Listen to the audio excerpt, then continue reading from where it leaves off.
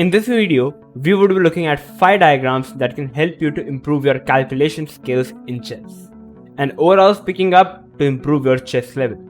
So I don't want to waste any further time. This video is going to be extremely critical if you really want to improve your game. So let's start. So we have the diagram number 1 on our board. We are playing with the white pieces, and here black plays the move rook to e3. I want all of you guys to pause the video and try to find the best continuation from white in this position. Just try to calculate the whole series of moves.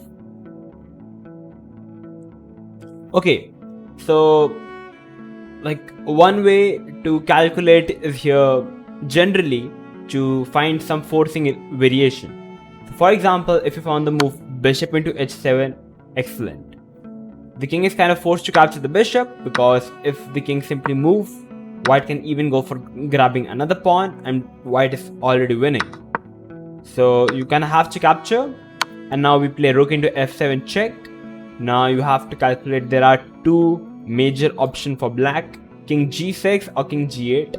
I consider king h6 and g6 like only one option. So for example, if king g8, we can play rook g7 check, king to f8. If you go over here, already rook e7 check, and we can pick up the rook. So king f8, rook f1 check, check, and we capture the rook on the next move. So the king has to go on g6, and this time it's important to play the move rook to f6 check, not rook g7 check, because after king f5, the king is getting away. So you must play rook f6 check, and after king h7, for example, if the king enters on the 7th rank, we can already capture the pawn, takes, check, and black loses the knight, and we are 2 pawn up and having a winning position. So king to g5, and now already it's important to find this important move. You can pause the video and try to find the move if you have not really found the move. Okay, so first of all, rook d5 is not really working, because after knight e5, takes, definitely white is a pawn up, because you can say it's better, but it's not really winning. The best variation is to play rook d to f1, and the main point here is rook f5 is coming up, bishop c1 is coming up, and the black is at the verge of getting checkmated, and it's completely winning position for white. Black can even decide to resign in the position. So this is how you must play, how you must try to calculate. Try to find the forcing variation where there are 1 or 2 branches, and just try to calculate in that way. So this was the first diagram, so now let's move on to the second diagram. Okay, so we have the second position on our board. This time we are again playing with the white pieces, and here black plays the move rook to f8, protecting the f7 pawn, because the f7 pawn was under tremendous pressure. And from this here onwards, I want all of you guys to again pause the video and try to find the best continuation from the white side. Okay, so if you found the move bishop to f6, it's a brilliant move, congratulations. The idea is pretty simple. Definitely the king is protected by the rook and the queen, but the main defender, which is usually the knight, that remains on g6, maybe on f6, or maybe even on f8. It acts as a defensive piece, but as there are no knights near the king, we can already think of some way to attack the king. So already if you found the move bishop f6, which is a very interesting move, and now for example there are already many ways for black to play. For example, starting with the most critical variation, what happens if black captures the piece? We capture the pawn back. The idea is to checkmate into move. So black has to play king h8 in order to play rook g8, trying to stop checkmate. And here it's important to find the move. We don't really want to play on the g file, but we want to play on the h file.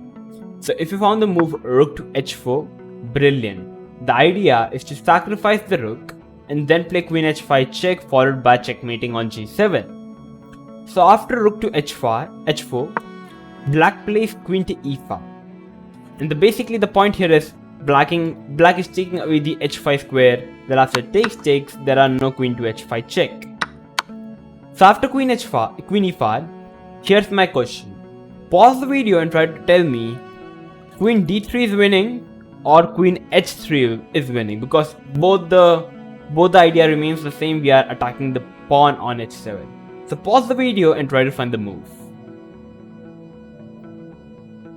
Okay, so if you found the move queen to h3, it's not really working after queen into f6, a very strong move.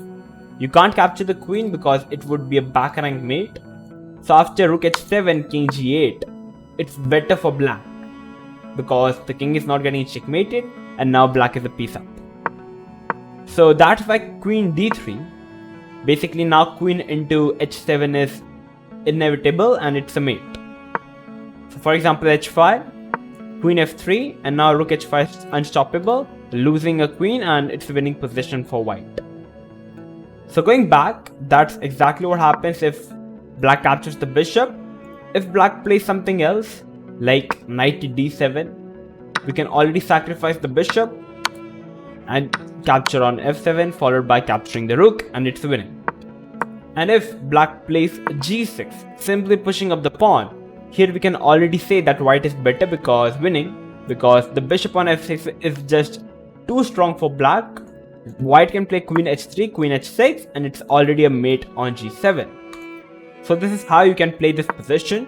Just try to attack the black king, try to evaluate the position the black king is actually weak. So find the move bishop f6 and you're winning. So this was the diagram number 2. So now let's move on to the diagram number 3. Okay, so we have the diagram number 3 on our board. We are again playing with the white pieces, and here black plays the move g6. So I want all of you guys to pause the video and try to think, how will you try to win this position with the white pieces? Try to calculate. Okay, so one thing that you need to notice here is the f6 knight is already protected by the king. And if somehow my knight reaches on c6, there would be a check and capturing the rook. The knight can be captured with the rook. So basically, starting with the forcing move, you have to find the move rook into c6, and if you found this, congratulations. You're gonna have to capture the rook because or else white is going to be a piece up. So takes, and now you must find the move knight to d4. Your idea is to capture the pawn on c6 and give a check, and at the same time capturing the rook. So for example, now black is already having many options: rook ac8, dch, king d7, or even knight d5. So starting with knight to d5, we can capture the pawn, capture the rook, takes, and already this position is winning for white because white is a 2-pawn up. So going back, that's exactly what happens if knight d5. If king d7, you will notice that, as I said, the king was the only protector of the knight. So already knight into c6 is extremely strong move, because after takes, it's a check and you lose the rook as well.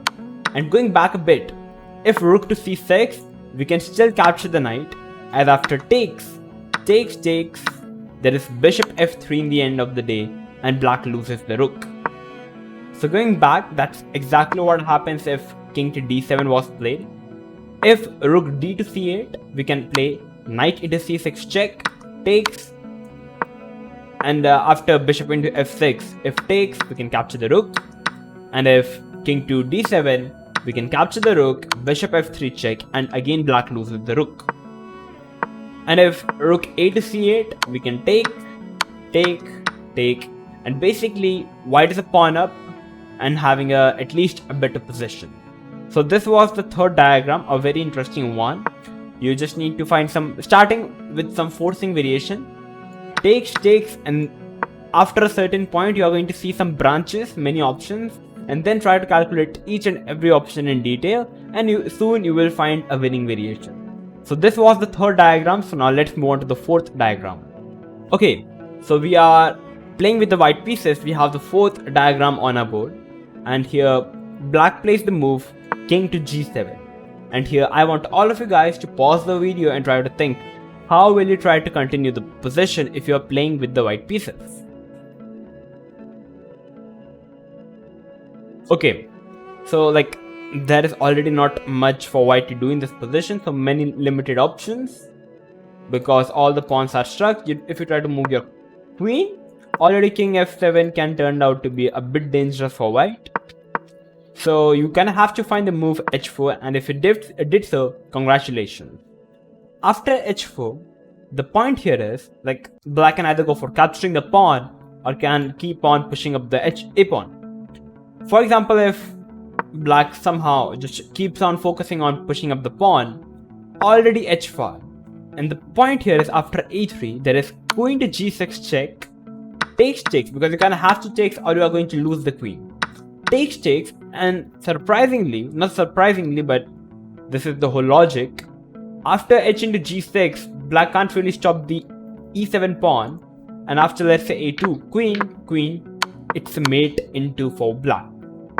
So that's why a4 is not really working. So after g into h4, which is kind of the only move, king h3, and after a4 takes, a3 pawn push, and if black takes or he has to push the pawn, black is having only two options. So if a2 for example, check and capturing the pawn, threatening mate in 1, so black has to defend it, and now I can make the queen, can have to capture it, and it's still a mate. So this is exactly what happens if a2. If black captures the pawn, we capture it back, and the whole logic here is after a2, like the queen is already paralyzed because if the queen moves, we will make a queen. So a2, check, and again a check, takes, and black can make a queen, but the moment we make the queen, it's a mate. So I would say white was not really lucky, but he was on point to win the game.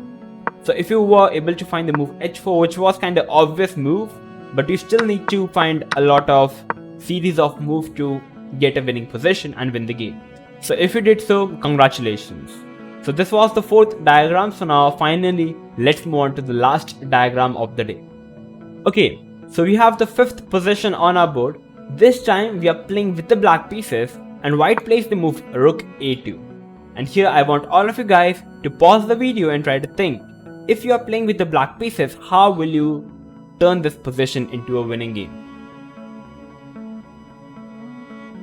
Okay, so first of all, there are a couple of options available for black, but the most tempting option for black looks like to capture the knight, or maybe knight g5. Like the idea is to takes and knight g5. But can we play knight g5 like at this particular moment? So there are two moves that are most natural moves to play with the black pieces.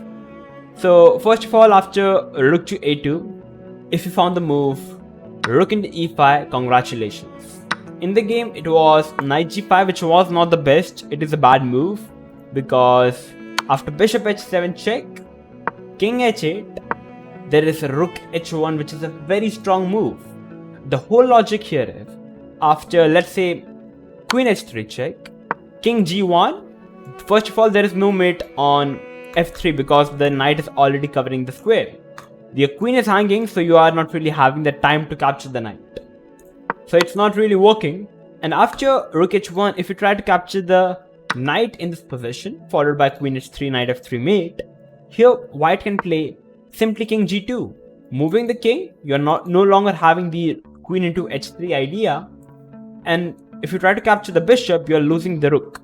So this position is already better for, like it's better for black, but it's not really winning. So knight g5 turns out to be a bad move, but if you found rook into e5, congratulations. You have to capture the rook or else you are going to be a piece down. Takes, and now knight g5. The whole point here is after knight g5 takes, we have to move the king. We do not capture the bishop, but we first move the king. And you can't really protect the h3 pawn, so f4 is the only try. Takes, king g1, and basically the idea of f4 was to open up the queen in order to defend the king. But already queen into e3 check. You can't play queen f2 because you lose the rook. So after, for example, king h1, black can already capture the bishop. Black is exchange down, but black is having two pawns to compensate for that exchange. And at the same time, white's again going to lose at least one pawn, either f4 or g4. White king is extremely weak, so you can already evaluate this position as better for black at least, or you can say even winning. So this is how you must calculate. You must find rook into e5, knight g5, realizing the h3 is weak. You can't play bishop f1 because the queen would be hanging. So it takes, and now you must play king h8. You need to find this move. King h8, and after f4 takes, and the most important thing here is, you must realize that after knight into h7, this position is better for black, despite giving an exchange sacrifice. So if you were really be able to do so, congratulations on your good performance. And make sure to tell me in the comment box below how many puzzles were you able to solve out of 5. So yeah, that's it for today. So if you learned anything new today, make sure to like the video, share this video with everyone, and make sure to subscribe to our channel if you are new to our channel. It's free for you, but it helps us to motivate to make more videos like this. So I'm going to come up with these interesting videos like this. So till then, stay tuned and keep watching Oneshot Chess.